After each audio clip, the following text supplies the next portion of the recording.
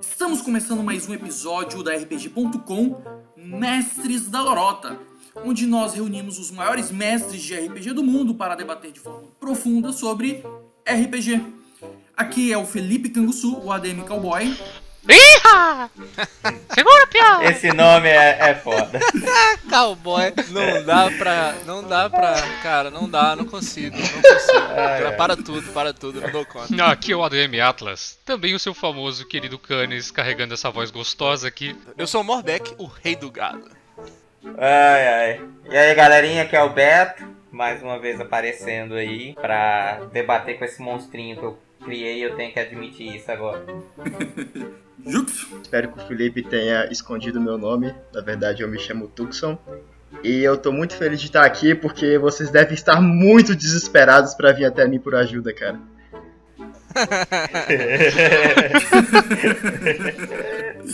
Pro episódio de hoje, eu convidei os maiores mestres de D&D do mundo para gravar e transmitir toda essa sabedoria e conhecimento. Só que os maiores mestres não puderam e recusaram o convite, então eu chamei os piores. Mesmo assim, não conseguimos completar o grupo. E eu tive que chamar o Tuxo para fechar a equipe. Dá voltas, hein, viado? Antes de dar início ao nosso episódio, eu gostaria de anunciar aqui que o ADML da página RPG.com enlouqueceu. Ele simplesmente enlouqueceu.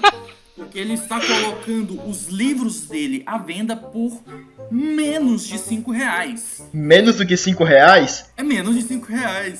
É só R$5? Porra. Só R$5. Nossa, menos de R$5? Você ouviu isso? Será que ele disse menos do que R$5? Eu acho que ele disse menos do que R$5. Não é possível que ele tenha dito que é menos do que R$5. Ah, mas eu acho que ele disse sim, é só R$5. Oh, meu Deus!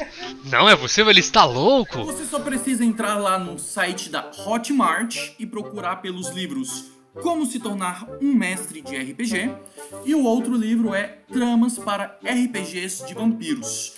Então, por menos de R$5 você pode adquirir esses 2 exemplares, cada um livro Como se tornar um mestre de RPG, você que quer melhorar as suas habilidades como mestre de RPG, ou você que não conhece ainda, que você está começando no mundo do RPG e quer aprender como se faz isso, adquira o livro Como se tornar um mestre de RPG. E para você que narra vampiro e está procurando uma inspiração para criar suas aventuras, tem o Tramas para RPGs de Vampiro. Galera, eu já li esses livros, são fenomenais. Entre lá no Hotmart e adquira o seu.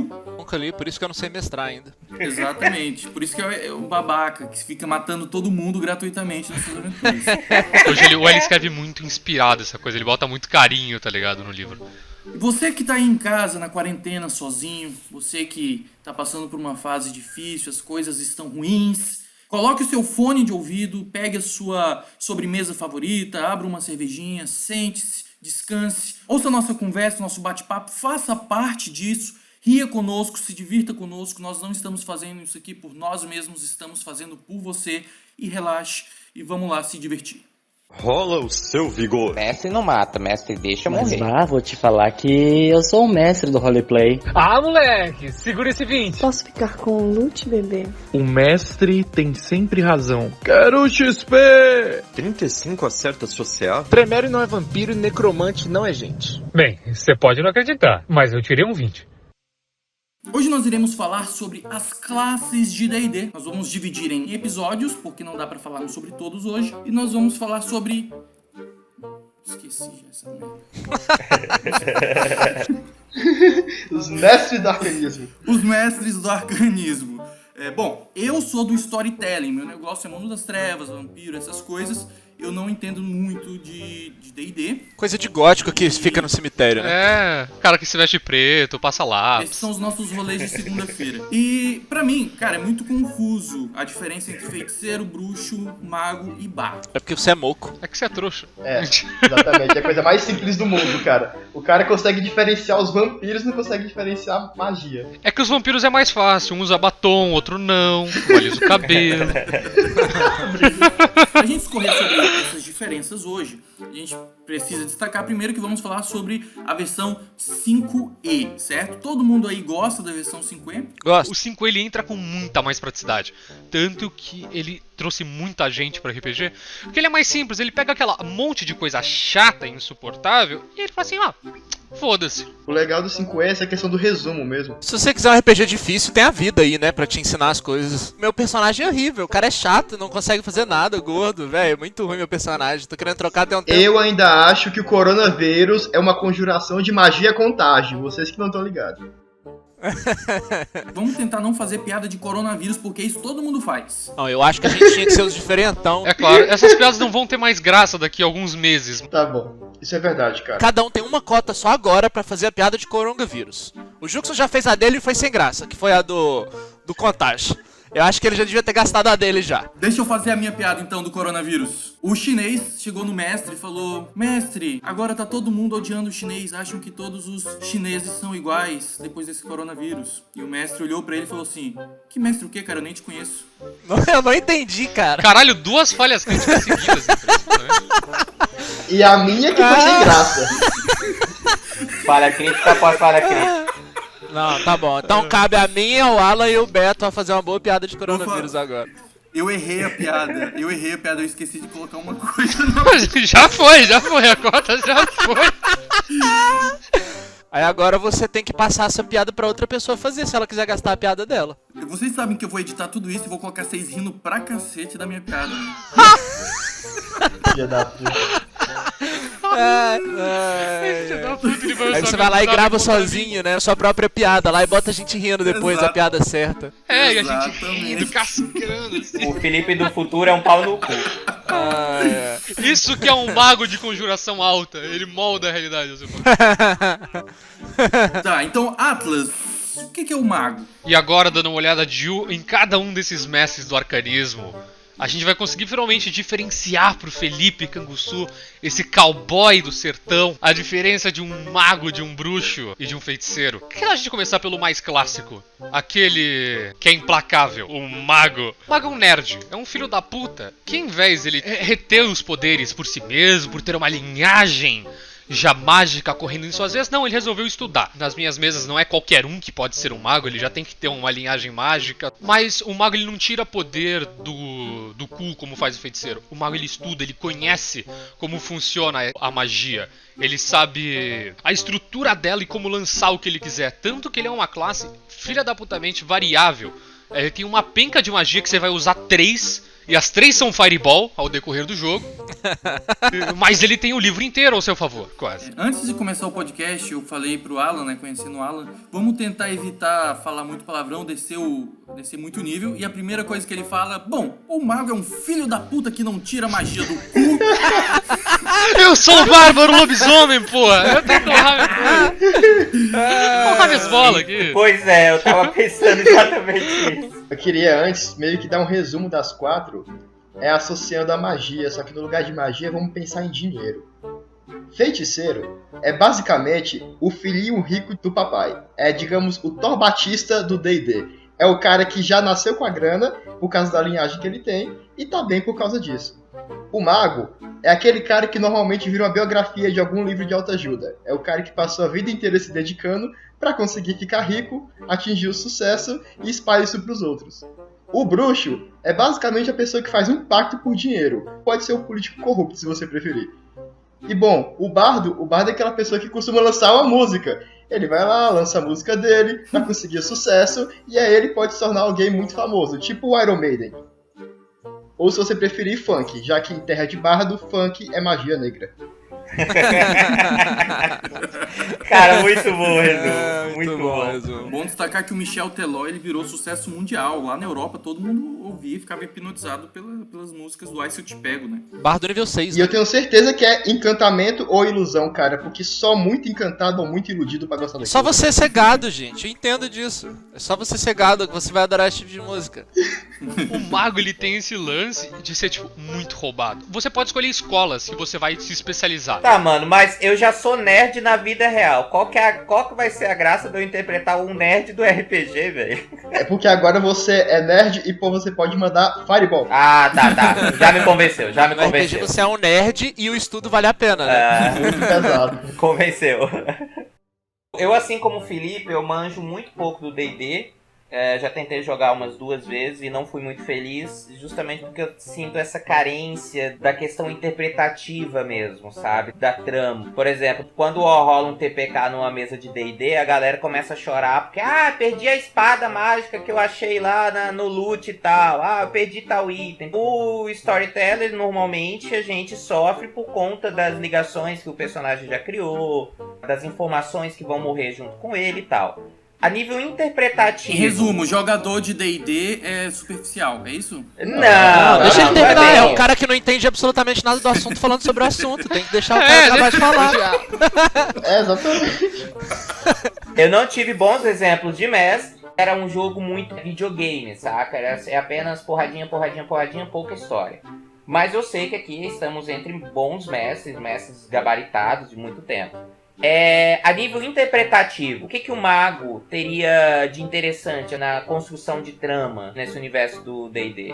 Você conhece o Gandalf, Beto? Claro. A gente tem que lembrar que é o seguinte, o D&D ele foi o primeiro RPG e não foi à toa. Dele surgiu tudo. Então essa parte da interpretação provavelmente já existiu também no D&D, só que tem muita gente realmente joga com esse intuito de descer porrada e alguma coisa similar a videogame. Mas o estilo de jogo RPG de videogame também veio por causa do livro. Então, Vampiro surgiu em algum momento por causa de D&D, nossos jogos de computador hoje em dia, de videogame, tudo isso surgiu porque alguém lá atrás escreveu um livro chamado Senhor dos Anéis e outra pessoa veio e copiou o livro para fazer um sistema. Então, a parte da interpretação tá lá. Essa parte de como é a sua mesa depende de 2 coisas: jogador, mestre. É difícil você jogar D&D sem pelo menos rolar a iniciativa e descer uma bola de fogo em alguém, né? Principalmente de mago. Mas ainda assim, nada impede de você ser um mestre em que só fornece experiência na base da interpretação, ou cobra a interpretação constante dos jogadores, ou os jogadores também são focados nisso. Então, tem muita gente que acha que assim, hoje, se você vai escolher um RPG pela interpretação, você iria pra Vampiro e pra descer porrada pra D&D, claro. Mas ainda assim, se você quiser aliar as 2 coisas, eu acho que o D&D seria o normal também. Porque dá pra você ir pro D&D, brincar, né, se divertir fazendo... Pois é, porque vamos concordar que 90% das mesas de D&D é basicamente só... Então, ataque de oportunidade, eu dou 2 passos de ajuste... Entendeu? Eu quero deixar claro aqui que é de novo o cara que não entende nada falando, Beto. Não é assim, claro que não. Briga.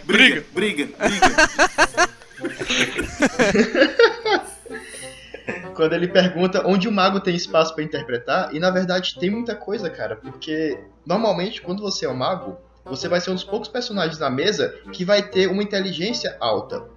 Então, muitas vezes, alguma coisa precisa ser resolvida na mesa que precisa de um pouco mais de inteligência, algum desafio lógico, algum tipo de conhecimento que você precisa mostrar na situação de emergência.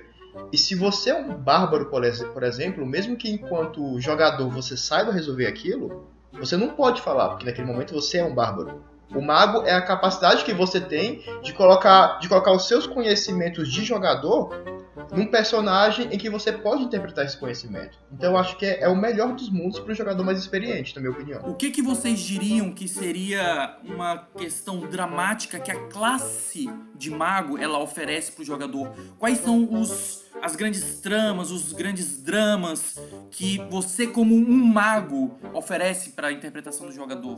Existem 8 escolas de magia no D&D. Eu não vou ficar citando elas aqui porque não é o propósito do podcast, mas uma delas é necromancia. Eu, por exemplo, já tive um mago que, em hipótese alguma, ele aceitaria usar a magia de necromancia. E abominava isso. E ele ter que ver parceiros dele utilizando esse tipo de coisa era algo que incomodava. É uma abertura de interpretação. Uma coisa legal do D&D é o seguinte, que as classes, elas não definem necessariamente você. Elas definem o que você sabe fazer. O seu personagem, ele pode ser quem você no papel, quiser. Mas na prática... Não, na prática é aquilo que você quer adotar. Explica, Alan. Acaba com ele. Acaba com ele.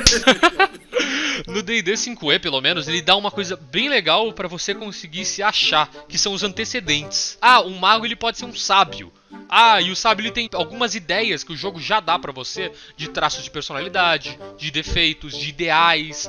uma criação de personagem rápida e profunda. Por exemplo, é muito comum magos pegarem sábios, porque é muito fácil de botar na história. É lógico que você pode pegar um mago artesão da guilda e ele é tipo um anão mago ferreiro, ia ficar incrível. Mas um mago sábio, por exemplo, o sábio ele tem um papiro que fala como o mundo vai acabar, uma maneira catastrófica e tem gente indo atrás dele. E são esses plots onde você consegue encaixar um mago muito bem. Geralmente eu adoro encaixar um mago como um possível salvador. Assim, eu não gosto que tenham magos espalhados pelo mundo, muitos. Mago é tipo um cara que estudou, pessoas muito inteligentes, capazes de mudar o destino do mundo. Pegando esse gancho aí, de o mago é um cara que estudou, outro ponto de interpretação. Por que que ele estudou? O que é que ele queria com a magia? Era o conhecimento pelo conhecimento? Era o poder pelo poder? Ou ele simplesmente resolveu, nossa, eu quero muito aprender magia de encantamento pra pegar a menina que tá na taberna? Então tudo isso depende muito. É aí que tá o problema, porque a qual... maioria que cria um mago, ele pega, não, eu vou criar um mago porque eu quero ficar soltando míssel mágico e bola de fogo, porque tem um raio de ação X. Eu não sei se o problema é o mestre que não exige, ou é o jogador padrão. O problema é que você querer falar que, por causa disso, o vampiro tem uma carga de RPG maior que o D&D, quando não é verdade. Já que tem gente que pega burro só porque quer dar porrada nos outros. Tem, mas ele privilegia. Isso é literalmente uma briga de classes. Que a galera cria pensando não no personagem, mas pensando nas habilidades e nos poderes que ele vai usar. É o padrão que eu costumo ver. O cara não escolhe um mago porque ele quer interpretar alguém que cresceu na sarjeta e que quer ir pra uma escola e a partir do conhecimento ele conquistar o mundo ou ele encontrar a sua própria verdade. Não, o cara escolhe fazer um mago porque ele quer soltar bola de fogo. Sim, Beto. E o que eu tô tentando te explicar é que isso é muito mais do jogador em si do que do sistema. Porque o cara que escolhe o mago só porque ele quer soltar fireball é o mesmo cara que pega um burro rápido e quer dar porrada nos outros. Entendeu o ponto? O problema não tá no sistema, o problema tá na pessoa que tá com aquele jogo. Cara, esse lance de você ter inteligência alta e você como mestre, você tem que saber usar isso. Porque, tipo, cara, às vezes a pessoa, ela é mediana. E, cara, às vezes você como mestre, você que é um mago tá na sua mesa, saiba que ele não é inteligente igual um mago. Dê uma ajuda pra ele, que se ele fizer algum teste de inteligência, lembra que ele não tem o conhecimento que o mago dele teria. É bom observar isso aí, né? Que é função do mestre exatamente guiar o jogador para conduzir o personagem dele em algo que o próprio jogador não saberia, né? Então, utilizar, o cara tem inteligência alta, tá? Você não sabe, mas joga um dado aí que o teu personagem sabe, eu posso te ajudar, e vai guiando. E o problema comum, inclusive, é o oposto, né? Que é quando, por exemplo, que nem você citou o Canis, o burrão. O personagem em si é burro. Mas o Alan também é burro. Você ter que se limitar a ser burro dói demais, que um pouco ou não é o caso das outras classes, porque querendo ou não, a gente vai entrar nelas, você pensa, a magia é algo que envolve um conhecimento? Não, o resto, todas as classes arcanas, você conjura sendo bonito, você conjura com carisma. A conceituação, em resumo, de um mago é um erudito que estuda magia. Qualquer pessoa pode ser mago, basta estudar, é isso? É um cientista da magia. Não tem linhagem de sangue, por exemplo, você não precisa ter descendência, magia no sangue. Pra você usar magia, existem regras que o mago respeita. Você precisa conhecer as regras. Você precisa saber que o cântico é desse jeito, que os materiais são desse jeito, que os versos são desse jeito. Existe a magia e um mago estuda como utilizar a magia. E outras classes não precisam estudar porque elas recebem a magia de outras fontes. É como se outras fontes burlassem essas leis naturais. Pois é, mas é isso que eu tô perguntando. O mago, qualquer pessoa pode ser mago. Basta estudar. Depende do mestre. O Alan, por exemplo, ele é um mestre que ele cobra que o mago seja de uma linhagem de magos, porque você precisa ter energia arcana dentro de você. Eu sou o cara que, se você estudou e se dedicou, você com certeza sabe magia. Então vai depender do seu mestre. Porque, querendo ou não, no mundo do D&D, você tem a Wave of Magic, que é como se fosse uma teia da magia. E de certa forma, o mago seria a pessoa que estudou essa teia e sabe moldar ela para utilizar suas magias. Então, não necessariamente ele é um cara que tem uma ligação íntima com ela. Ele é só alguém que observa um fenômeno da natureza e sabe utilizar aquele fenômeno para gerar distorções. Fazendo um comparativo, naquela belíssima animação, diga-se de passagem, o Príncipe Dragão, o protagonista, o enteado do rei, ele seria o mago perfeito. A ideia do que é um mago. Isso, exatamente. Ele não tem magia natural? Não, ele não tem, e aí ele começa a estudar, até ele aprender que mesmo ele sendo humano, não sendo uma criatura que já nasce com a magia no corpo, ele consegue usar. É isso. Aquele lá é o mago, é alguém que teve que aprender na tora mesmo, estudando e ralando, enquanto o resto foi na sorte. Faz sentido. E isso responde também àquela questão da motivação, né, do mago, que a gente estava falando mais cedo. Qual que é a pegada do mago? Qual que é a motivação? Qual que é o drama? Qual que é a trama? Esse é um ótimo exemplo do que leva alguém a ser um mago. É um background bem interessante. O que eu queria falar e vai valer pra todas as classes e que vale pro mago e responde a pergunta anterior. A sua classe não define quem você é. A tua cor, sim.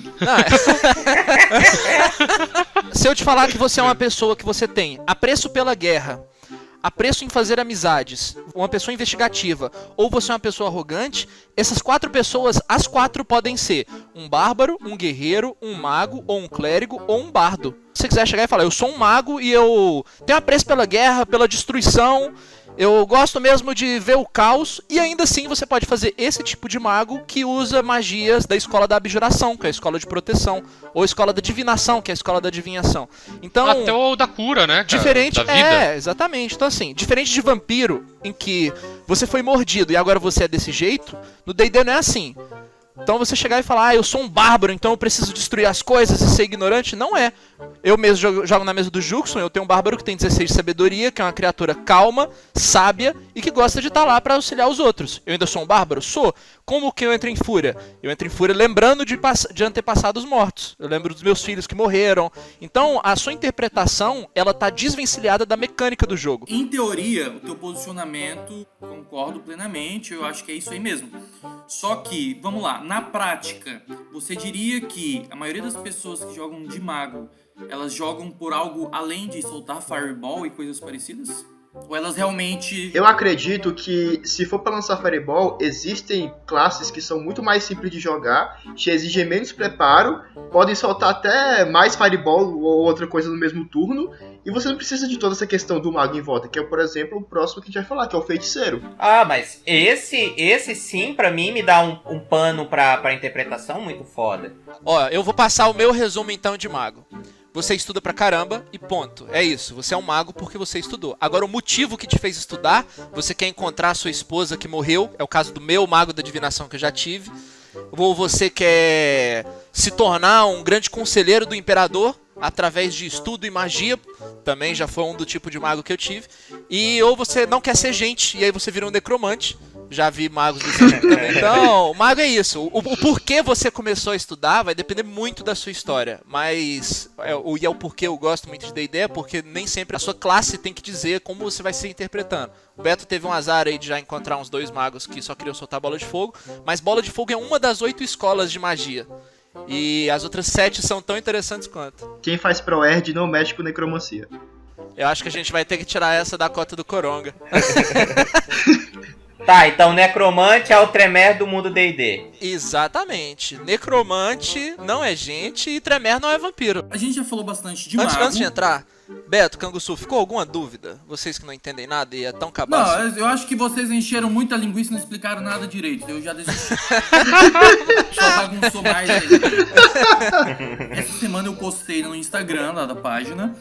Qual mago você acha mais poderoso? O Gandalf ou o Dumbledore? E veio uma galera me xingando no privado dizendo que Dumbledore não é mago. E eu caguei, porque não sou obrigado também a saber. Até eu sei que o Gandalf é bruxo. Gandalf não, o Dumbledore.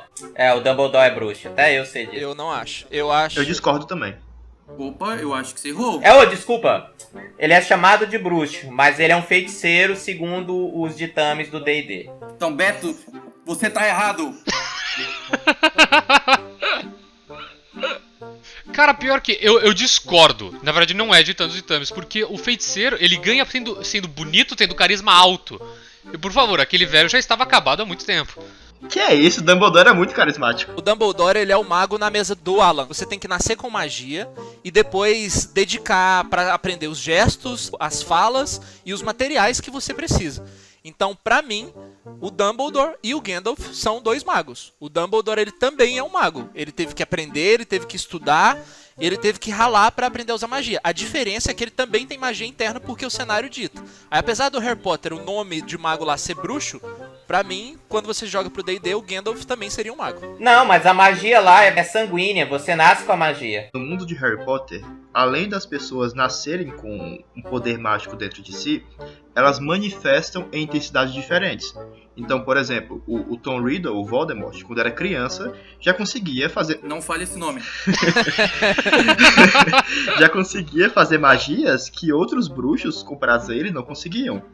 E isso por si só prova que, de certa forma, ele tinha ali uma linhagem, um poder inato muito superior ao das outras pessoas. E isso, pra mim, parece algo muito mais de um feiticeiro do que de um mago. Entretanto, como Morbeck disse, no mundo de Harry Potter, as crianças vão para a escola de magia, vão para Hogwarts para aprender os gestos, aprender como usar uma varinha.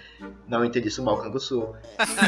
Além disso, eles têm aulas de escolas de magia diferentes, eles têm aulas de adivinhação, tem de defesa contra os Tastes das Trevas, e aí eles aprendem de uma maneira mais científica, que é mais próximo do mago, como fazer isso. Então, eu acredito que no mundo de Harry Potter, as pessoas podem ser feiticeiros que aprendem magia e se tornam, digamos, magos, uma espécie de multiclasse, assim como tem, por exemplo, o caso da Hermione, que nasceu filho de trouxas, praticamente com zero magia no corpo dela, só que, através do estudo constante, se tornou uma maga de mais nível. Então é como se aquele que não pode ser nomeado fosse um cara que fosse muito feiticeiro e pouco mago, e a Hermione... Uma correção, a Hermione, ela nasceu com magia sim. Não, ela nasceu com magia sim. Com uma carga inferior, simplesmente porque ela não é sangue puro, é isso que eu tô tentando explicar. Então a Hermione é alguém que eu vejo mais como alguém que é muito mago e um pouquinho feiticeiro, e aquele que não pode ser nomeado eu vejo como muito feiticeiro e pouco mago. No caso do Dumbledore, o cara já nasceu com a magia dentro dele em altos níveis, e aí ele estudou pra caramba, se tornando um ancião. Pra mim, o Dumbledore é um personagem completamente épico, que tem vários níveis de feiticeiro e vários níveis de mago. É isso. Eu acho que eles estão muito mais pro mago, principalmente na descrição do Alan, que o Alan deu, por exemplo, que nas mesas dele, o mago ele já tem que ter uma linhagem de magos, porque a magia já vem do seu sangue. Então eu acho que seria esse tipo de mago. Só que se você tiver que dar uma característica, seria isso mesmo, uma junção. Você tem que nascer com magia e depois estudar. Como se você tem que nascer feiticeiro e depois estudar pra ser mago. O Gandalf também, eu acho que pode vir do mesmo jeito. Se você pega uma pessoa normal da Terra-média e ensina magia pra ela, será que ela vai aprender e ser do mesmo nível do Gandalf? Ou será que o Gandalf é uma criatura um pouco fora da curva e já tem magia dentro dele? O Gandalf, ele não é classe jogadora, cara. Ele é NPC do mestre. NPC épico, né? Mas, enfim, tipo... eu acho que comparar Gandalf e Dumbledore, eu acho que é válido sim. Os dois são bem similares. Você tem que nascer com magia e depois praticar um pouco. Os Maiares, geralmente, são descritos como seres de magia pura, que basicamente já nascem sabendo praticamente tudo. Eles já nascem com conhecimento intrínseco sobre a magia, e eles simplesmente fazem. Tanto é que eles são únicos. Só existem, 5 Maiares no mundo. Quem que ensinou pra eles? Sendo que eles são os únicos que dominam a magia nesse universo. Entendeu? Então, pra mim... Então o Gandalf seria um feiticeiro e o Dumbledore seria um feiticeiro / mago. Eu acho que dá pra comparar sim os dois. Quem é o mago mais forte? Ainda mais foi a pergunta, não foi? Só que agora a gente sabe que a pergunta ela foi errada, Canguçu. Você fez uma pergunta errada. Você devia ter feito esse podcast e aprendido antes de ter feito a pergunta. Alan, o que é um feiticeiro pra ti? Porque, assim, essa explicação do Morbeck, explicação completamente arrombada. É a minha função aqui, vamos deixar de passagem. Eu trouxe uma resposta pra minha pergunta. Tô mais confuso. Não, os nossos seguidores, pelo amor de Deus, não ouçam esse podcast, não sei O feiticeiro, como é que é determinado esse poder, essa conexão com a magia? As magias escalam com inteligência no mago. Com feiticeiros escalam com carisma. Mas porra, mas pra que caralho carisma? O filho da puta dá um sorrisinho assim e sobe uma parede de pedra. A carisma ela é meio que descrita como se fosse a ligação que o feiticeiro, né, que o usuário de magia tem com essa linhagem mágica dele. É quão forte ela é. Não necessariamente é o quanto bonito ele é, mas sim um pouco da sua presença. Quanto mais você tem uma personagem forte, quanto mais você tem autoconfiança. O Pathfinder trabalha um pouco mais em cima disso. Um amigo meu tava reclamando, tava contando as dores do meu ouvido há pouco tempo atrás sobre isso. Ele reclamando que ninguém joga Pathfinder com ele, porque Pathfinder é um livro de 500 páginas, mais você consegue construir uma casa de compêndios, assim, igual tijolo de Pathfinder. Que o Pathfinder, ele é pra combeiro, ele tem muito quesito em interpretação, mas ele é bom. Ele é tipo, ele é pra a galera que é meio doida, mas que quer jogar full a sério, tá ligado? Serious shit. Não, feiticeiro, nada de Pathfinder. Eu já não entendo D&D se você quer falar de Pathfinder, cara. Tá, voltando. Desculpa. Aí, voltando. Quanto mais esse carisma ele tem, ele é até vibrante aos olhos dos outros, porque existe uma áurea mágica quase imperceptível que deixa as pessoas mais suscetíveis a ele, né? Que seria a desculpa, né, pra ele castar com carisma. Ah, então eles são os mais sedutores dos mestres do arcano, então. Na verdade, Bardo, não, né? porque o bardo ainda tá aqui. Na verdade, tanto o bruxo quanto... O bruxo é com carisma, né? Deixa eu dar uma olhada só pra não falar merda e brigarem comigo. Pra não falar mais merda, né? Porque até agora aqui... É carisma. Bruxo também é carisma, sim. Mano, tá vendo? Não faz sentido. O cara faz pacto com o capeta. Cadê o carisma nisso? Como você acha que ele convenceu o capeta? Exato! O cara tem que ter... Ah, boa. É porque a carisma é ter uma personalidade forte. E os poderes vêm de você, de uma linhagem, e isso é representado pela sua personalidade e conexão com esses poderes. Então, por isso a É carisma. importante colocar um adendo aqui que não necessariamente um poder de um feiticeiro vem de uma linhagem sanguínea. Muitas vezes, por exemplo, um bebê que foi tocado por um demônio. Alguém que foi abençoado por uma força da natureza, alguma força cósmica. Alguém que estava passando por uma fonte, bebeu aquela fonte e foi infundido com a magia, entendeu? A magia está dentro dele. Eu acho que é isso que faz o feiticeiro ser o feiticeiro. A magia corre no sangue dele, mas não necessariamente vem do sangue. O que leva, então, àquela questão de que o mundo de Harry Potter, eles são feiticeiros, cara. Feiticeiros que estudam. Isso, exatamente, é um feiticeiro que estuda. Eles não aprendem mais, eles não ficam mais inteligentes pra aprender magias. Eles simplesmente aumentam essa ligação. Eles não precisam de livros, eles não precisam de aulas e de estudos. Eles precisam se conectar. Tipo, a desculpa meio que do feiticeiro, que ele progrediu no combate, é porque a violência do combate, ou também da interpretação, às vezes tem também, que ele ficou mais forte porque essa conexão aumentou. A evolução do feiticeiro é uma conexão mágica que fez ele ficar mais forte. O mago é o estudo que deixa ele mais forte. Ou é o XP? Tecnicamente é o XP, mas a gente finge que não existe. Finge que não existe XP. Aqui a gente tem que tirar o XP da equação. Então as skills simplesmente brotam. Tá lá no meio do combate, aí do nada agora eu sei invocar um trovão. Então, É mais ou simples menos, assim. é mais ou menos isso. Só que o feiticeiro ele vai se descobrindo. É tipo assim, você por acidente, você foi tocar num copo de água e explodiu o seu copo. Então agora você vai descobrir o que ativou para você conseguir destruir aquele copo, por exemplo. Então é mais um estudo pessoal do que um estudo de livros. Você tem que se conhecer e ficar cada vez mais próximo da sua fonte mágica, né? Para você conseguir conjurar coisas diferentes. Então, ao longo do tempo, você vai se conhecendo melhor e entrando em mais contato com esse poder nato que você tem. É um caminho de uma jornada de autoconhecimento, Beto. E não pode existir o conceito de mentor, então? Se você quiser que isso esteja na sua história, sim. Ou você pode falar que você nasceu, um personagem que tem na mesa nossa hoje. Ele é um anão, não existiam feiticeiros na região, só que ele nasceu num dia de uma nevasca muito bruta. E por causa disso... Pensei que ele tinha nascido de pais humanos. Tá. Não, esse é outro anão da outra história. Mas ele nasceu no olho de uma tempestade e por causa disso ele ganhou poderes. Ele foi expulso do vilarejo dele por causa disso e desde então ele tá querendo procurar o porquê ele tem esses poderes. Mas não é porque ele tem... Ele é mago da tempestade? Ele é um feiticeiro da tempestade. Só que assim, não é porque ele tem que ele não quer. Então ele quer ter os poderes que ele tem, quer descobrir mais sobre isso. Só que nada impede, ele não precisa ler um livro pra saber que ele tem o poder dele. Ele vai descobrindo isso ao longo da jornada pessoal que eu acabei de falar. Tá, então Harry Potter é apenas... Não é que é feiticeiro barra mago. É feiticeiro onde existe o conceito de mentoria. O negócio do Harry Potter é que se você não estudar, você não usa magia, né? O feiticeiro, usa sim. Tem aquela cena do Harry Potter, prisioneiro de Azkaban, se eu não me engano, e aparece aquele monte de dementador. E ele faz um puta Expecto Patronum. Isso é verdade. Sem ter estudado aquilo. Aquilo ali foi uma coisa que saiu do espírito dele. Quem faz aquilo não é ele não que faz aquilo. É claro que é. É ele, só que é ele do futuro.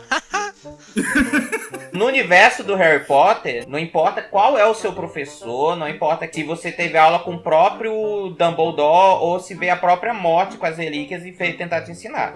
Se você nasceu trouxa, você nunca vai fazer magia. Não importa em que escola você estude. Então, por isso que eu falo que não tem mago. Não tem conversa de mago. Pra mim, então, é feiticeiro. E destacando algo que o Juxon disse, o Juxon falou: o Tom Riddle tinha uma coisa nata muito mais forte que os outros. Fulano de tal também tem, fulano... Então, assim, dá pra medir a magia de cada um também de uma questão individual, de uma questão de personalidade, o que seria transformado ali no carisma, talvez, e não no próprio estudo. O Harry Potter seria um feiticeiro barra mago. Você nasce feiticeiro e depois acaba descobrindo o que tem que estudar pra você usar. Eu vou pegar um exemplo de The Witcher. Existem as feiticeiras e os magos. As feiticeiras do The Witcher, elas têm uma magia natural. Todas lá, nenhuma delas foi ensinada a posições de mão, maneira que tem que levantar a varinha, maneira que tem que falar certo ou correto. Esses tipos de conhecimentos corretos de tarefas específicas se encaixam muito mais com magos, que é no caso do Harry Potter. Já as feiticeiras do The Witcher, elas se encaixam realmente com feiticeiras. Elas estão conhecendo a si mesmas e a maneira que conseguem usar os poderes. Os homens, pelo que eu sei no The Witcher, eles apenas estudam a magia e aprendem ela. A forma como se prepara a magia também diz muito sobre as classes, né? O mago, como eu tinha falado, você tem que estudar aquelas magias e você acaba ficando restrito àquelas magias que você já conhece. O feiticeiro, no entanto, as magias que você sabe, você não precisa acordar e preparar elas. Você sabe porque ela tá dentro de você. O feiticeiro, apesar dele aprender um número menor pra você escolher, você já sabe aquilo. Aquilo é inato pra você. Você não precisa acordar e preparar, ou acordar e ler um caderno. Você só canaliza. O mago, você tem que acordar, ler o seu grimório, preparar os ingredientes mágicos, saber o que você vai falar. E aí você tá restrito àquilo. O feiticeiro não. As magias que você sabe. Ela tá dentro de você e você vai usar a hora que você quiser. Então, o mago seria o concurseiro e o feiticeiro é o filho do chefe. Exato. Vamos pro background agora do feiticeiro. O mago tem as suas escolas, eles têm as suas linhagens que ele vai seguir. O feiticeiro é uma coisa meio aleatória. Você como jogador, na hora de criar o personagem, você vai escolher a linha que você quer seguir. No nível 1, você tem que escolher qual foi a sua fonte. Então é você como jogador quem vai falar pro seu mestre de onde veio, justificando aquele tipo de poder. Pode ser a tempestade, pode ser algum tipo de divindade, pode ser alguma linhagem dracônica, ou pode ser simplesmente sorte ou azar, que é o caso do feiticeiro do arquétipo do caos. Saindo do Harry Potter, que personagem que vocês acham que representaria bom um feiticeiro? A Yennefer de Blair, do The Witcher. Tá, e sem o The Witcher também. Tá bom. A feiticeira escarlate de Vingadores, como eu tinha dito antes, ela era um bom exemplo da feiticeira do caos. Ela meio que nasceu com aquela condição ali e ela tenta entender aquilo e ela consegue controlar essa trama da magia. A feiticeira? Juro. O nome não é à toa, né, Kangusu? Eu nunca imaginaria. Eu não imaginava isso. Acho que eu tenho um exemplo, que é aquele filme O Pacto. Do Nicolas Cage ou... Não, é um que tem o... Eu esqueci o nome do ator que faz o Soldado Invernal. Buck. Não, o nome do ator, cara. Buck é o personagem. Sim. Buck, atuando como Buck. É o Sebastian Stan. Procurou no Google, né, seu safado? Sebastian Stan, que é um dos primeiros filmes de sucesso dele. Que lá eles têm essa magia latente, né, instintiva, na qual eles conseguem fazer basicamente qualquer coisa que eles quiserem. Eles não estudam nem nada, só que tem um custo, né? Quanto mais eles usam, mais eles gastam o seu próprio tempo de vida. Ah, já vi esse filme. Eles aprendem a se autoconhecer para gastar mais. Um bom exemplo, sabe quem que é? Jedis. Você não precisa ler um livro ou aprender a fazer um gesto de mão para você ter a força dentro de você. Lá você tá aprendendo como utilizar a força, que é o que o feiticeiro faz. O poder tá lá. Você só vai fazer dali em diante, praticar isso e aumentar e aprender a controlar isso. Mas você não precisa estudar para você conseguir usar a força. Então Yoda seria o maior feiticeiro de todos os tempos. E um mago que não seja o Gandalf? Qual que seria um exemplo de mago? Cara, na hora pra lembrar, eu nunca lembro. Um mago. Eu só consigo pensar no Príncipe Dragão. Tá vendo, galera? Quando eu falei que os melhores mestres de RPG não vieram e eu chamei os piores, daqui a prova.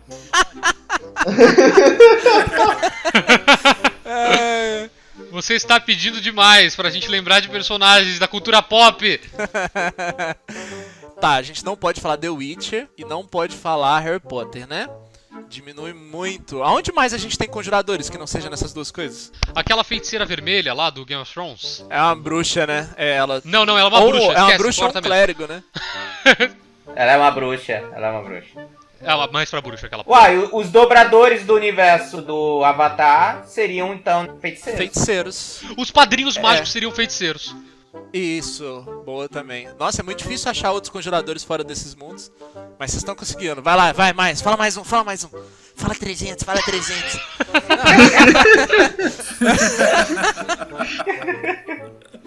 Analisando pelos perfis, o feiticeiro me soou mais interessante a nível interpretativo. Então vamos supor, a menina crescendo na periferia, do nada ela incendeia a favela em que ela vivia. E ela tem que entrar numa jornada de autodescoberta para entender por que ela consegue soltar essas bolas de fogo nesse caso. Ele é um jogador de vampiro, né? Jogadores, por favor, coloquem interpretação. Esquece os bonequinhos em cima dos quadriculados. Pensem na interpretação, por favor. Nem tem quadriculado. Quem aqui tem miniatura, porra? Só eu que sou maluco. Miniatura é cara. Tá, vocês estão ouvindo aí, né? Que o Beto acha que jogador de D&D é tudo superficial. Ou seja, já tá liberado a porrada. Beto, a gente tá precisando. Encontrou aí na rua? Tá precisando jogar um D&D, Beto. Pensar que eu criei esse monstro que é o Felipe. É arrependimento. O Merlin, será que ele se encaixa onde, hein? Boa. Ele é um mago raiz. Não, pera. Não. Mago, será? A gente não sabe a origem do poder do Merlin, se foi estudando ou se foi algo nato. É, mas do fato dele. Mas parece mais feiticeiro pelo como ele usa na maioria das vezes, né? Um negócio sempre muito natural. Ele me parece feiticeiro. É, também tem que ver qual que é a origem do Merlin que a gente tá falando, né? De qual material que a gente tá citando. Porque tem várias interpretações do Merlin. É verdade. Se for o da Disney. Porque na Crônicas de Arthur de Bernard Cornwell, ele nem magia tem, supostamente, né? Ele é só um charlatão. Tem até a interpretação na qual ele seria um druida, na verdade. É, druida também. É, muito difícil. Merlin é difícil, a gente pula o Merlin. E os 3 Reis Magos são magos mesmo? Odin. Odin é um feiticeiro. Odin é um deus, não? É verdade, nem se compara, deixa quieto. Um aprendiz de feiticeiro, ele é o quê? Ele é feiticeiro ou ele é mago? Não, ele não existe, aquilo ali não deveria existir. Ah! Tá falando do filme, né? É, existe outra coisa? Fizeram uma série disso depois? Meu Deus do céu, por favor, não. O Doutor Estranho seria um mago? Já que ele não tinha magia nenhuma, foi lá pro morro lá e ficou estudando? Mago. É mago raiz. Mago. É, total. eu acho que mago também. Só que, como eu falei, é o mago do mundo do Alan, que você já precisa também ter uma energia arcana dentro de você pra poder Ele não conjurar. tem. No caso dele, não, ele não tem nenhuma. O Doutor Estranho, ele tem sim uma conexão com magia, igual o Doutor Doom, a mesma coisa. Os dois, eles estão extremamente interligados com o mundo arcano. Eu tô falando do universo cinematográfico. Eles adquiriram, foi por conta de um evento cósmico, claro, ok. Mas o Doutor Estranho é porque ele começou a mexer com o oculto e ele foi adquirindo. Ele pode até ter ganhado alguns paranauês lá, mas foi por base do estudo, da busca. Tá bom. Agora vamos entrar no outro nível, uma coisa muito mais complexa. Ronaldinho Gaúcho. É bruxo. Bruxo. O Dadinho também. Não, ele também... Eu acho que o Ronaldinho Gaúcho, ele é um feiticeiro também. Juxon. Bruxo. Eu não tô te chamando de bruxo, tá? Tô pedindo pra você explicar sobre isso. Imagina que você não nasceu com nenhum superpoder, igual o feiticeiro, e você sofria bullying na escola. Daí você tentou entender aquilo, estudar um pouco, mas arcanismo não era muito pra você e você não tinha saco pra ler nenhum livro. Daí um dia você viu um capeta e falou, bicho, me ensina magia? Isso é o bruxo. Você faz um pacto com alguma entidade cósmica, que pode ser um demônio, pode ser um anjo, é alguma criatura que tem um poder para ser um patrono para você, e ele te fornece aqueles poderes em troca de você espalhar a palavra dele e fazer o que ele acredita que é correto. Mundo Sombrio da Sabrina. Não, eu tenho mais de 20 anos, Canguçu, eu não conheço não. O que é isso? Porra, tu não assistiu o Mundo Sombrio da Sabrina, cara? Acho que não, acabei de falar, eu tenho mais de 20 anos, eu não sou nenhum moleque. Eu acredito que ninguém de vocês assistiram a série da Sabrina. Eu acho que todo mundo aqui tem mais de 20 anos, menos o Beto. Eu assisti só a última temporada que acho que se perderam, mas até certo ponto eu gostei e inclusive achei sombrio até demais, né, pro meu gosto. Sim, é muito do capeta, aquele negócio é muito demônio. A magia deles é proveniente de demônios, né? É bruxa mesmo, bruxa mesmo. Na série os homens são chamados de warlocks. Que são exatamente, os bruxos, o bruxo em si do D&D é uma tradução terrível. Aí você pensa, uma bruxa, porra, ela tem nariz verde, tá ligado? Aquelas verrugas. Não, ele é só... É porque foi o que sobrou, né? Já usou mago e feiticeiro, o que a gente vai usar agora? Bruxo, usa bruxo. O feiticeiro, ele recebe a sua magia e se torna parte dele de uma fonte aleatória.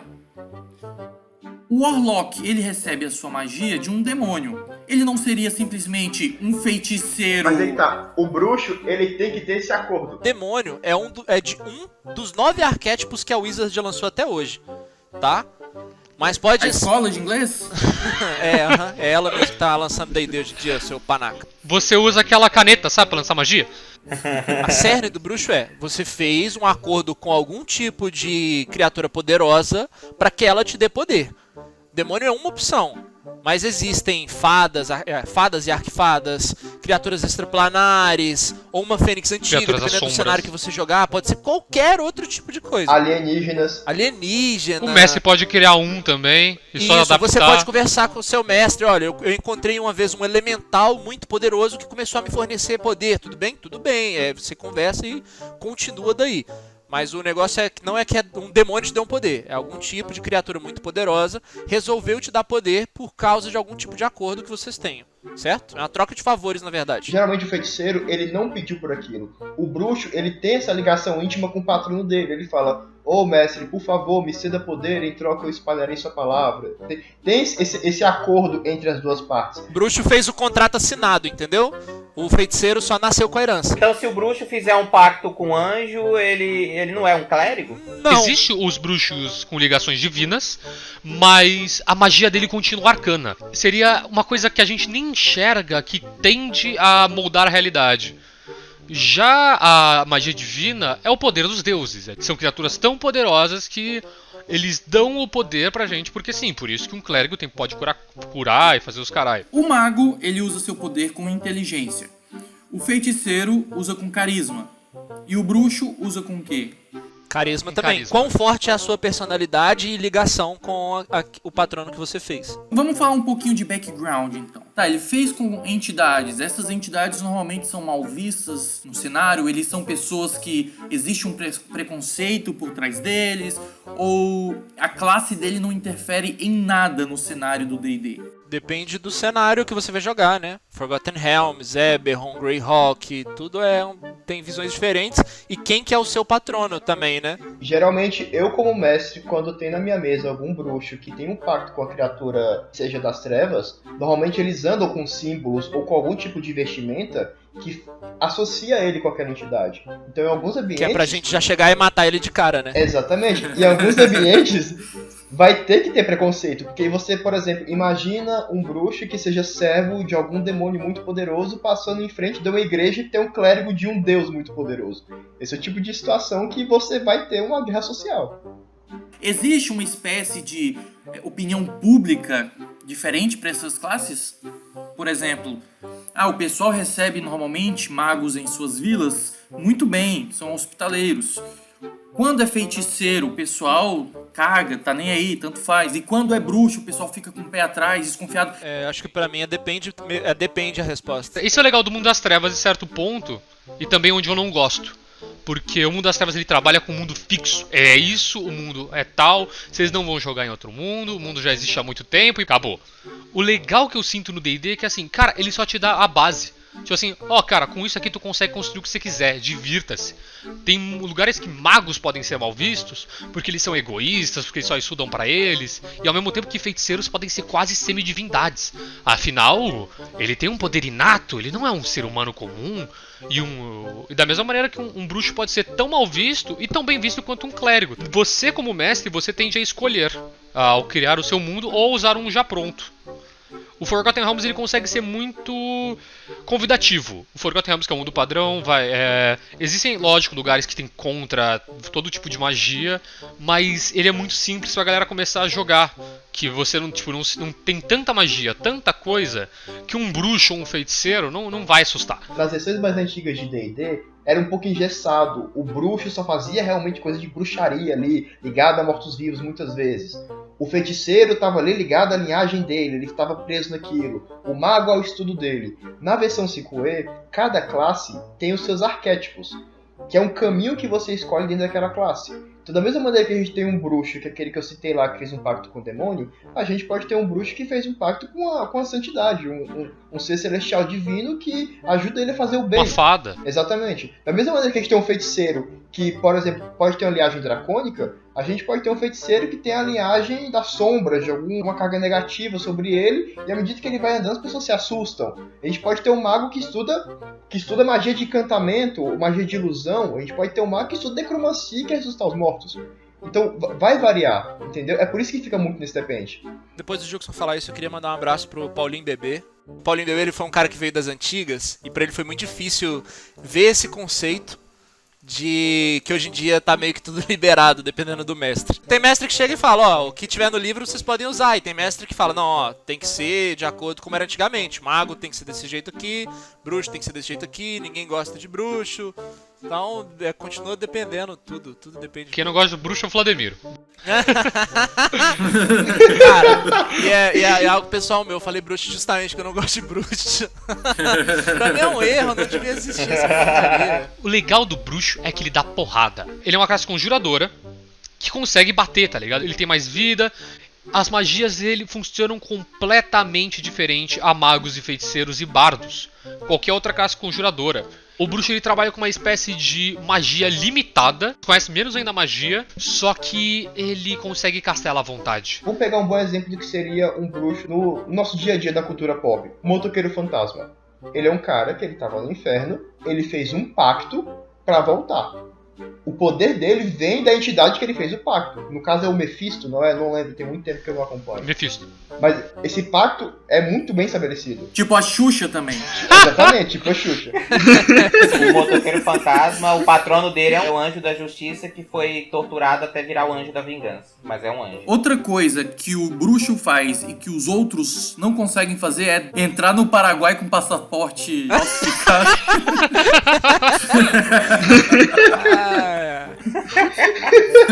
Das 3 classes, provavelmente a que melhor conseguiria entrar no Paraguai com passaporte falso seria um bruxo mesmo. Essa conversa de bruxo aí tá me deixando desconfortável, porque minha família toda é da Assembleia de Deus. Esse negócio de pacto com o demônio, minha mãe vai ouvir esse podcast aqui e vai ficar brava. Vamos então pra uma classe que é muito mais pacífica, legal e divertida, que todo mundo gosta, que é o bardo. Vocês colocaram o bardo aí como arcanista também. Voltei. Necromante não é gente. Bruxo também não. Nossa, que arrombado. Não, e aí, o que eu perdi? Você perdeu o respeito. Ele já teve? Estamos começando agora com o bardo. O bardo entra onde quiser, até mesmo em você. Sabe o que é interessante do bardo? Antes de introduzir a classe, é importante falar que no mundo de D&D, palavras e músicas não são apenas vibração no ar, entendeu? São vocalizações do poder que elas contêm. Então, por causa disso, o bardo consegue usar magia. Então, no D&D, palavras machucam de verdade, né? Exatamente. Inclusive, tem um truque de bardo, que é a magia que ele usa, chamado Vicious Mockery. Zombaria viciosa. Exatamente. Basicamente, o que você faz? Você ofende o inimigo, ele joga um teste de resistência, e se ele falhar, ele toma um dano psíquico. Porque sua ofensa foi tão forte que abalou a moral dele. Nossa. É tipo um bullying na escola. Isso, só que é extremamente poderoso. O negócio do bardo, ele é outro que gira em torno de carisma também, porque a sua personalidade conta muito na hora de você poder ordenar e essa ordenação ter magia imbuída dentro dela. E Beto, se você procurar uma classe conjuradora... E se você procurar uma classe conjuradora com opções de interpretação, é o bardo. Todo mundo gosta de fazer o galã que só vai na taberna pra conquistar a garotada, esse tipo de coisa. Ou tipo o Canguçu aí, esse galanzão. Bom vivan. Esse cowboy. Pederasta. Vem aqui que eu vou te mostrar quem é pederasta, meu jovem. Vou te mostrar minha varinha. Pederasta, caralho. Ele faz isso abrindo o zíper, né? Mas o bardo, principalmente na 5ª edição de D&D, ele ganhou um monte de arquétipo que muda completamente o tipo de interpretação que você vai usar. Eu vou querer ser então um bardo historiador com uma guitarra mágica. Perfeito, tranquilamente. Por que o bardo precisa de música pra lançar magia? Palavras e música, eles não são só vibrações no ar, porque normalmente a magia no D&D tá ligada a essa questão da teia da magia e das vibrações. O bardo, ele estuda a música para entender como aquela vibração no ar pode gerar magia, mas isso precisa de um talento nato. É do tipo assim, um dia ele tava tocando numa taverna, ele fez um falsete muito alto, tipo da Melody, e um copo quebrou. E ele, caramba, talvez se eu começar a utilizar as vibrações da minha garganta, eu consiga usar magia. Vocês já tiveram jogadores que não eram músicos como o Bardo? Já era a coisa mais ridícula que eu já vi na minha vida. Um bardo coach. Era a coisa mais ridícula do mundo. Era tipo, me jogue aos lobos que eu irei dizer ai ai. Eu já tive um bardo Droll que ele só insultava as pessoas. Ele incentivava insultando, ele usava magia insultando, ele não sabia cantar. Ele só era um senhor da guerra mesmo que insultava e era bruto e falava alto e mais alto que os outros e de personalidade forte. Ele era minha avó. Quando sua mãe fala, se você fizer isso vai cair, ela tá jogando magia em você, cara. Você vai fazer o teste contra vantagem.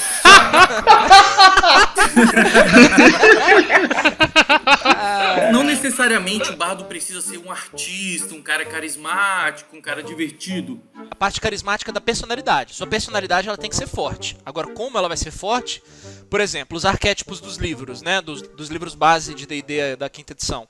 É o do conhecimento, que é um bardo que viajou muito e acaba que sabe muito de muita coisa.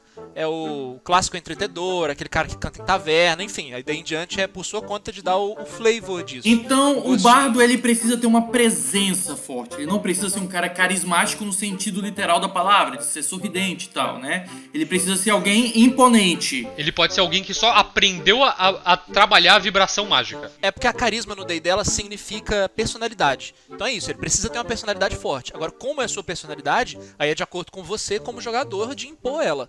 Por exemplo, no Brooklyn Nine-Nine tem o Capitão Holt. Ele não sorri em momento nenhum, mas ele tem uma voz tão grave, tem uma presença tão imponente. Isso, ele seria um bom bardo. Aí existem, por exemplo, outros bardos, como o bardo do valor, que é um bardo em que você precisa demonstrar o valor em batalha ou em situações de risco. Existe o bardo do Colégio das Espadas ou Colégio dos Sussurros. Colégio das Espadas você é um bardo de batalha. Colégio dos Sussurros você é um bardo completamente focado na parte de espionagem, de sussurrar no ouvido das pessoas aquilo que você quer que elas acreditem. Então, tem um monte de tipos de bardos diferentes. Sabe quem seria um bom bardo também? O Tom Bombadil. Ai, meu Deus! Eu não preciso rir, eu sei que ele vai colocar a minha risada. Vou ter que levar minha avó do judô que tá livre de coronavírus ali. Eu acho que a gente falou muito de magia, de mecânica. Vamos entrar um pouquinho no conceito do bardo. Alan, o que é um bom bardo pra você? Voltando mais pros jogadores e fugindo do livro, é muito divertido ver o cara que consegue... É o cara que já é divertido, consegue fazer a galera dar risada. Tem pessoas que são mais travadas. Eu tenho um amigo meu que é muito travado, ele foi tentar jogar de bardo, era o bardo coach. Ele não fez nada muito mais que aquilo, cara. E tipo, eu sinto uma necessidade que o bardo tem que ser um cara divertido. Pra pessoas que são pouco extrovertidas, é legal um desafio. Se quiser tentar, mas saiba, tipo, se esforce pra tentar estar presente. O bardo é engraçado sendo uma estrela. Eu recomendo mesmo que pessoas mais carismáticas joguem de bardo. Quem quer tentar, se esforce pra tentar ser um pouco estrela. Acertar umas piadas, fazer alguns comentários divertidos. E sempre manter o astral bom. O bardo ali, às vezes, é gostoso um bardo que trabalha junto com o time pra manter o time unido. E também é a coisa mais divertida do mundo, um bardo e um ladino. Isso destrói qualquer vila. O cara tá tocando, a galera vai pegando no bolso atrás. A maioria dos bardos são caóticos também, né? Similares a ladino, os dois eles costumam topar fazer as coisas e os dois são muito bons naquilo que eles fazem. Eu tenho muita vontade de fazer um bardo heróico meio orc, que toca tambor assim no meio da guerra. Ia ser incrível. Da próxima vez que eu for jogar D&D, eu vou escolher bardo, eu vou fazer beatbox. Eu vou fazer, ó, se liga no beatbox. Nossa senhora. Não.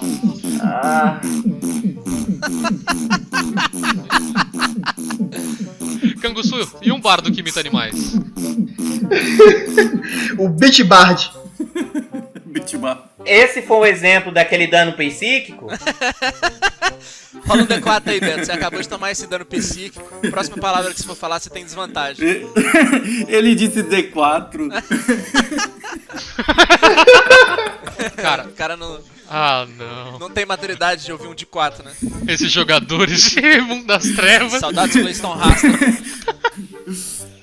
Jukson, existe, na tua opinião, um estereótipo que o pessoal usa e abusa de bardo e que já tá ficando chato, que o pessoal poderia melhorar, que isso limita muito a criatividade e interpretação, porque é exatamente um estereótipo? É exatamente isso que eu queria falar agora. O Atlas falou aqui que ele gosta do bardo, que faz a galera rir, etc. E esse é um pouco do estereótipo do bardo, do bobo da corte, né? Que é até interessante para uma mesa, porque ele se torna um alívio cômico. Mas, na minha opinião, os melhores bardos, eles fazem aquilo que o bardo se propõe a fazer, que é ser uma presença inspiradora. Se você pegar a ficha do bardo, por exemplo, você vai ver que muito do que ele faz se baseia em inspirar os aliados dele na Batam batalha. neles. Pode ser através do Batam humor. neles. Batam neles. Yeah. Então todo mundo pensa um pouco tipo, a respeito disso, do bobo da corte. Mas eu acho que fazer um bardo inspirador pode fugir um pouco desse estereótipo e dar um fundo, um aspecto mais sério do personagem para uma história mais bacana. Me diz um exemplo de um bardo diferente que você já viu em alguma mesa. Eu já tive a satisfação de ter um jogador na minha mesa que, por algum motivo desconhecido, ele sabia vários discursos de filmes motivadores. E aí, toda vez que o grupo ia entrar em algum tipo de combate, o bardo dele inspirava fazendo esses discursos motivadores pra galera. Nossa, que eu até foda. dava uns bônus nos dados dele, cara, porque o cara decorar o discurso do Aragorn, velho, merece muito respeito. O cara decorou os discursos do Hitler, pô. Nossa senhora! Só existem duas possibilidades, ou a Exatamente. vitória dos arianos, ou a aniquilação e a vitória dos arianos. Aí os caras estão diante de uma guerra, diante de orcs, né? E o cara, pô, eu vou usar o discurso do rei Telden de Rohan. Morte! Aí a galera vai lá e se mata. Os bárbaros aprovam. Cara, Não acredito. muito O cara meteu um boa, rock velho. balboa aí, tá ligado? Os discursos rock balboa são bons. Ninguém te bate mais pesado que a vida. E tem um clérigo da vida te dando uma setada na cara, né?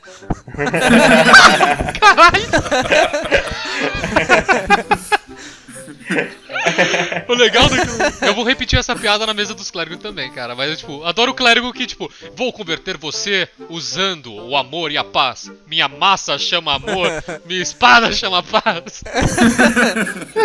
O teu bardo coaching podia ter usado essa, né, velho?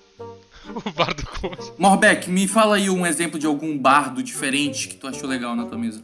Eu tive um chamado Shanin. Ele era uma raça chamada Tabaxi, que ele na verdade é um humanoide felino. E ele era um bardo que não gostava de conversar muito. Ele chegava no local assim, todo zangadão, pequenininho, minúsculo, mas ele chegava zangado assim, mijava nas coisas e todo mundo, esse cara é maluco, velho.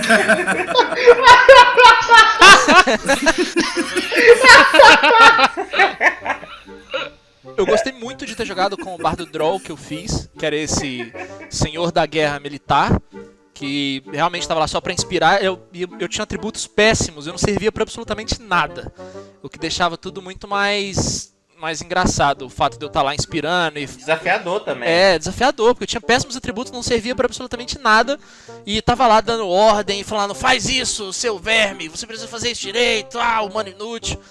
E então são dois bardos que saem um pouco dessa linha. Outro bardo cômico, o da mesa do Juxon também, que jogou com a gente, o Clayton Rasta, que ele era esse bardo um pouco mais cômico, mas sem ter a intenção de ser cômico. Ele não era um bobo da corte, ele era um cara de good vibes completamente, e que por sorte o pai dele era rei, de um reino distante, então isso tudo deixou muito cômico e ele era engraçado sem querer ser engraçado. Ele só era aquele cara good vibes, mas a gente acabava rindo disso. Então era um bardo que chegava, bicho, você vai conseguir, cara. Você vai conseguir, eu confio em você. Mas é isso, são esses três bardos que eu tenho como... Qualquer pessoa pode ser um bardo. Qualquer pessoa poderia ser um bardo. Ele só precisa falar as palavras certas. É igual você falar que qualquer pessoa pode ser um bilionário. É só você investir nas coisas certas, inventar as coisas certas e estudar as coisas certas. Mas assim, agora se você quiser realmente ser um bilionário no mundo real, a gente sabe que não é só isso. Não é só fazer as coisas certas. Tem aquela coisa que te torna especial naquilo que você vai fazer. E eu acho que o bardo tem isso também. É aquela pessoa que realmente tem a vocação pra se tornar um bardo. Algum dos tipos de bardo. Nesse ponto, eu penso que os verdadeiros bardos são uma espécie um pouco rara de D&D. Não é qualquer cara que tá numa taverna cantando e tocando música que vai ser um bardo, entendeu? Descobrir o segredo, o tipo escondido que tá ali na música, tem que ter um talento natural ali envolvido, tem que ter algum certo estudo sobre a música. E aí, o bardo é um pouco disso. Ele tem um estudo sobre a música alinhado a um talento natural para conseguir associar a música com a magia. E ele usa a sua palavra para fazer isso. Quando eu falo música, eu tô falando em relação ao som. Que é aquilo, como o Morris disse. Em D&D as palavras têm poder, o som tem poder. E o bardo se utiliza disso. Nossa, e do jeito que você falou, parece que é bem mais difícil ser bardo do que o resto, né?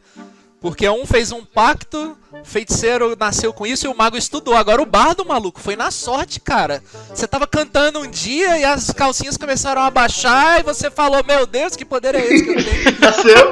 Atingiu a nota certa. Cara, e você às vezes pode ser até um artista melhor e não ser um bardo. Não é porque você é um senhor da flauta que você vai ser um bardo no D&D. Que aquilo tem magia, né? É, cara, você pode saber tocar, mas sabe você quem não sabe... é o maior bardo do mundo, antes que você pergunte? Iluvatar. Ele compôs o mundo do Silmarillion a partir de uma música. Exatamente, o cara é um bardo que tinha magia no cântico. Então o Eragon é um bardo, que a magia do Eragon é a magia das palavras. Ah, é verdade. Tem isso também. A entonação que você usa, né? Sabe outro exemplo que eu acho muito bom, inclusive, se vocês ainda não tiveram esse prazer, eu indico demais o Cotê, né, do Nome do Vento, que pra mim é o melhor bardo, mais poderoso e um dos melhores personagens que eu já vi em qualquer universo fantástico. Ele é de uma família cicense e a família dele é assassinada e ele toca alaúde, mas as cordas vão quebrando e ele reaprende a tocar o alaúde com uma corda a menos cada vez. Olha, é fenomenal. Eu nunca vi uma descrição tão bem feita sobre um bardo e também sobre o quão poderoso um bardo pode ser. É fenomenal. Ele tem exatamente essa magia que vocês falaram, que é o poder da palavra, que é a mesma magia ali do Eragon, que você fala as coisas e essas palavras têm um poder para mudar a realidade. E ao mesmo tempo o cara tem um alaúde, ele é músico, né? Então essa combinação aí do carisma com a magia das palavras, eu acho que é o melhor exemplo de cultura pop que tem de bardo é o Cotê do Nome do Vento. Só tocando alaúde, sem cantar nem nada, ele consegue imprimir imagens na mente das pessoas. E não é o uso de magia nem nada, é simplesmente o cara é tão fenomenal no toque que a pessoa vai lembrar daquilo que ele estava pensando na hora que ele estava compondo aquela música. Seja uma folha seca sendo carregada pelo vento, ou a onda quebrando no Mar do Oeste. Ele é descrito como esse tipo de bardo, saca? Eu achei muito fenomenal, e fora que a carga dramática também é muito boa. Recomendo para quem quiser interpretar um bom bardo. Se tiver a oportunidade de ler, é uma obra, assim, incrível. Incrível mesmo. Fugindo de coisas incríveis e trabalhando, tipo, ele não é um bardo mágico, mas ele é o senhor estereótipo de bardo, que é o Yesker. O Yesker é o estereótipo do bardo. Yesker é o estereótipo cagado. Cara, é um bardo bem famoso, né? Só que diferente desse ser uma coisa mágica e maravilhosa que encanta os olhos, ele encanta os sisos, cara. É muito engraçado quando ele aparece nos livros, bem mais do que na série. Cara, ele é um cara Mas doido. Ele inspira também. O bardo tem do jeito muito dele, isso, ele inspira. esse estereótipo dele tá comendo todo mundo. É o bardo bem clássico, né? A definição de bardo no nosso vocabulário de fato não é mágico, é um trovador, é um músico, né? O estereótipo é tão forte porque realmente o bardo é, pela definição, um menestrel, né? É por isso que às vezes é difícil desvincular tanto um bardo de um músico no D&D. É no Dungeons and Dragons que ele teve que ganhar magia, né? Como eu falei, a presença dos arquétipos diferentes é justamente tentando incentivar esse tipo de bardo diferente do normal. Tem no cenário de Rokugan, de oriental de Lenda dos Cinco Anéis, não vem falar da China aqui, cara. Não vem falar da China que eu tô puto com a China. Nem vem que você já gastou sua cota. Existe o bardo que é a Geisha, que você pode usar o seu corpo como foco arcano. Me gusta. E você pode trocar os componentes verbais por componentes gestuais. Ou seja, você não precisa cantar, você precisa gesticular, ou dançar, ou fazer alguma coisa pra demonstrar o seu poder. Então é um tipo de bardo diferente também. Interessante. Ao invés de cantar, dance. Massa. Muito bom. Pois é, mas o poder não tá na palavra? Pois é, mas é um cenário diferente. Não seria dizer que o poder tá na harmonia? Não acho que encaixa melhor? Porque eu acho que abre um leque maior, já que tem esse cenário do Rokugan que permite a dança. Pra fim de D&D, né? que é o foco aqui, as magias precisam da voz. Então, você precisa falar pra magia acontecer. Necessariamente não é a harmonia, e sim o trabalho em cima das artes. Porque às vezes ele tem que ser distópico, ele tem que ser bruto, para que assim ele consiga chegar onde ele quer. Afinal, ele não quer transportar cura às vezes, transportar amor e conforto, às vezes ele quer ódio, às vezes ele quer castar uma magia que causará dano no inimigo. Uma explosão trovejante de uma onda sonora que vai destruir o ouvido do inimigo e deixar ele atordoado. É igual quando o microfone do Beto tá estourado, né? Perfeito. Vou fazer um bardo do cangaço tocador de triângulo. Pronto. Um mudo pode ser um bardo? Tem um violino? Teria que conversar com seu mestre, né? Se seu mestre permitir. Porque a fonte do poder é a voz, né? Não necessariamente a palavra. O mudo tem voz. Eu pensei também no mímico. Imagina você fazer um bardo mímico. Você vai fazer uma barreira mágica, você fica lá fingindo que tem uma barreira na sua frente. Maravilhoso. Não, mas o mímico não tem voz. O mudo tem. Não tem. I burn. Não. Fica falando assim, é? Sim, o Juxon falou que a magia tá na voz. Tá aí, Juxon? É, cara. Realmente você acabou de me bugar. Na verdade, eu acredito que se o cara realmente quiser fazer um personagem que só consiga produzir ondas sonoras, mas sem nenhum tipo de capacidade de entender essa onda sonora, dá pra fazer, mas seria um personagem divertido de jogar ao longo de uma campanha de vários e vários níveis? Tipo, você passar. Não, essa não é a questão. Essa não é a questão. A questão é: o poder, ele vem da palavra ou ele vem da voz? A questão é, posso fazer? Ele vem da maneira que o artista consegue usar as vibrações físicas pra vibrar na realidade mágica. Por exemplo, o cara do Trololó. Maior bardo do nosso tempo. Ele conseguiria ser um bardo só com esse Trololó? Basicamente, eu acho que ele já é um bardo e a gente não sabe. O tanto que o cara foi mágico. Exatamente. Pô, eu acho que ele seria o bardo dos bardos, cara. É pra trollar os outros, né? Mas um tocador de violino não seria um bardo também? Sem precisar verbalizar, ele tem que verbalizar. É vibração do ar e vocalização, que é onde tem o poder. Aí, como eu falei, eu acho que dependendo do mestre também. Se você pega o D&D, livro do jogador da Wizards, ele vai te falar que é a vibração do ar e a vocalização que imbui poder. Mas eu acho que se você conversar com o seu mestre, não tem por que ele não deixar também. Pois é, essa vocalização precisa ter palavras, vocabulários, é isso, né? Na verdade, ele pode sim, sem problema nenhum, castar só através de música. Não precisa de palavras. Ele pode apenas banjar o seu violino, laúde, flauta, bandolim, contanto que inspire... Então você tá falando que o Juxon tá mentindo. O Juxon mente demais, por isso que a gente não respeita ele. Eu vou tentar agora me defender. Nos componentes para você conjurar magia, o componente pode ser verbal, somático ou material. O que acontece? Tem magias que para você conseguir conjurar, você tem que ter um comando verbal. Tanto que, por exemplo, se você estiver numa área de magia de silêncio, em que você não consegue soltar nenhum som lá dentro, você não conseguiria conjurar essa magia que precisa de um componente verbal. É por isso que tem essa ligação com a voz, entendeu? Se a ressonância da voz dessa pessoa que não consegue formar palavras for na vibração que aquela magia precisa para poder conseguir sair, eu não acredito que seria um problema. Eu só acredito que uma pessoa que tem uma dificuldade para fala consiga fazer uma quantidade de vibrações bem menores do que uma pessoa que tem uma garganta mais articulada, assim. Aí que tá a complexidade do negócio. Eu acho boba a ideia de ter que focar em palavras especificamente. Eu acho que um instrumento seria mais do que suficiente. Basta você ter a nota certa, entendeu? A nota que dá bola de fogo, a nota do inspiração. A magia realmente no D&D ela precisa de vocal. Só que, tipo, para outros critérios, como inspiração de bardo, que são skills que só a classe tem, e se não é uma magia, você consegue só usar em música. Mas pra magia em via de regra, sim, precisaria de fala. A palavra, ela é inventada pelo homem, ou então pelo anão, ou pelo elfo, pela criatura. Cada lugar tem o seu próprio vocabulário, o seu próprio idioma. Então, assim, se a gente vai limitar a magia a uma palavra específica, aí a gente tem um problema. Então, eu acho que talvez não seja a palavra específica, mas sim a intenção misturada com a vibração, o que pode ser, inclusive, utilizado por um instrumento, talvez, porque o instrumento pode simular ali também igual o Eragon, né? No Eragon, se você só fala fogo, não pega fogo. Mas se você fala fogo querendo pegar fogo, já é outra coisa. Mas, a descrição do livro também ajuda a concordar com o que a gente tá falando. No livro fala, a maioria dos feitiços requer o canto de palavras místicas.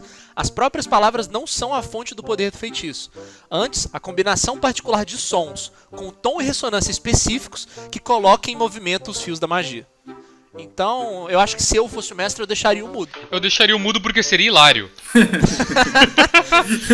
Eu acho que seria algo muito divertido, mas que a longo prazo talvez o jogador não se sentisse muito motivado na mesa, porque ele não ia conseguir conversar numa taverna, ele não ia conseguir conversar com os amigos dele, entendeu? Ele ia poder fazer o quê? Fazer sinais e imitar o mudo. Eu vou cantar pra vocês como se fosse um bardo mudo pra inspirá-los. Ó o dano psíquico de novo. Dano psíquico. Meu Deus, cara. Isso é ofensivo, cara. Meu Deus, isso virou um episódio de South Park muito rápido. Isso é muito ofensivo, cara. Tá muito Eu ofensivo. percebi, cara. Ficou pesadão. Eu acho que tá muito ofensivo. Não, E vamos falar... olha que a gente nem começou a falar da aparência física do Juxon. Caralho, deixa eu rolar aqui meu dado de sabedoria. Falei, Kangusu, você pode dar dano aí, velho. Pode dar dano. É da zombaria viciosa do bardo. Quanto que é 100 caras mais um cara? Meu Deus. Eu pensei que você já tinha do céu. estourado essa parte de piada sem graça. Ah, cara. não. Meu Deus, cara. Eu não acredito nisso não, cara. Eu não acredito nisso não, cara. 101 Eu estou em guys. choque. Não, em português. 101 guys em português. A resposta é que o Kangusu senta em um cara. Um centésimo e uma pessoas. 101, cara. Uma centena e uma unidade, vai. Tá errado, é 101 cara. Ah, então, vai. Fica a critério. Fica a seu critério.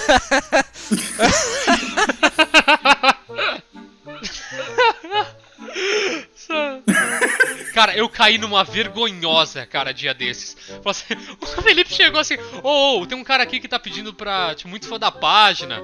Tá pedindo pra gente mandar um abraço. Manda um abraço. Qual é o nome do cara lá? É um clássico, Thomas Turbano, né? Não, pior. Era pro Dade Costas. Mano, eu falei em voz alta, tipo, muita animação. Ah, tá você foi moleque, você foi moleque. E o filho da puta me trai dessa maneira. Foi muito bardo, foi muito bardo. Então, pessoal, depois de tudo isso discutido e exposição de pontos de vista e opinião, com essa galera que manja muito de outras coisas, obviamente. E aí, Juxon, dos mestres de Arcano, qual que é a sua classe favorita? Dos mestres do Arcano, eu acabo decidindo pelo Bardo, pela questão da versatilidade dele, por ser uma classe muito mais divertida de jogar do que outras que ficam presas a certos conceitos. O Bardo pode ser tudo e nada ao mesmo tempo, e isso é impressionante. Ah, eu fico com o bardo também. Me convenceu. Mais interpretativo, justamente o leque de opções bem mais amplo. É bacana, bacana. Ah, cara, eu fico com o mago. Magia através de esforço.